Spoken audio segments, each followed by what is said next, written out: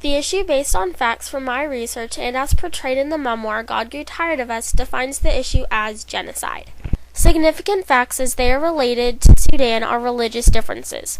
The Arab Sudanese are Muslim, whereas the tribal and Christian Sudanese are not. Tribal religions usually refer to a polytheistic original religion passed down within the tribe over time. Many of these tribal religions have died and are now replaced with religions such as Judaism and Christianity. Another key fact is that natural resources are more abundant in southern Sudan. The Arab Sudanese need natural resources that the tribal Sudanese have. This creates an issue. The Arab Sudanese have to ask for natural resources from the Christian and tribal Sudanese. The Arab Sudanese started a civil war with the Christian Sudanese. This issue is significant on a global and local level because of the Arab Sudanese. They believe in genocide, or the killing of a nation of people until it is extinct.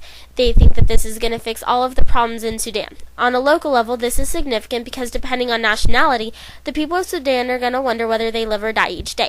On a global level, this is significant because as humans, we care for other humans, no matter whether we know them or not. It is in us as people to care that millions of people are getting killed because they have a different viewpoint. Outlooks for these issues can help and hurt. Someone suggested that the Sudanese people of both nationalities vote for who runs the country.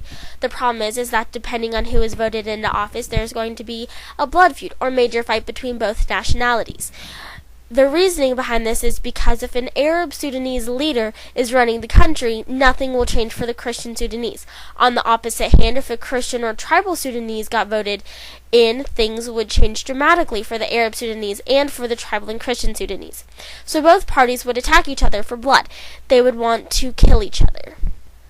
I believe that the outlook or solution to the issue is to compromise. The UN is a huge help in the civil war, and they are trying to take care of a ton of refugees. If the UN could have a meeting or conference with the Darfur leaders and different Arab leaders, then maybe they could show them that they are better together.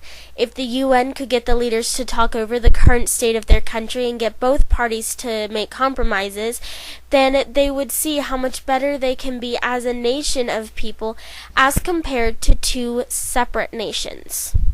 I knew there was a civil war in Sudan, and I knew that times were hard, but I never knew that they were as bad as they were. I think that while I enjoyed reading the book, I felt that some of the memoir had to be based on emotions. But with further research, I found out there were some feeling, but for the most part, John Day was very truthful, and he didn't put a lot of feeling in the book that would stray the reader's opinion. Living in America as a civilian, we know more of peace than we do of war.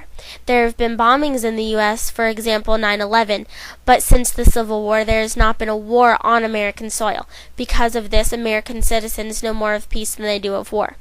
After reading this book, I will take with me more about war than I would have before.